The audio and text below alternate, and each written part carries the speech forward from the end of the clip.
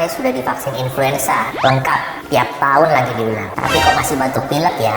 Nah, sebenarnya memang vaksin influenza itu bukan membuat anak menjadi tidak batuk pilek ya. Jadi bedakan antara batuk pilek dengan penyakit karena virus influenza. Jadi vaksin influenza sendiri adalah vaksin yang ditujukan untuk mencegah penyakit yang disebabkan oleh virus influenza. Memang salah satu gejala virus influenza adalah batuk pilek, tetapi tidak semua batuk pilek karena virus influenza.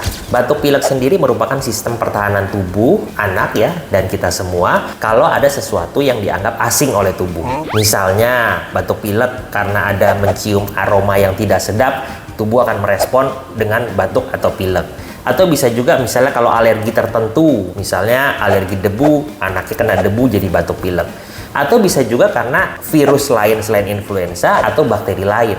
Sehingga jika anaknya memang batuk pilek, sebaiknya diperiksakan untuk mencari penyebabnya terlebih dahulu ya, karena kalau vaksin influenza bukan berarti anaknya jadi kebal batuk pilek. Salam sehat, saya Dr. Joko Kurniawan, spesialis anak.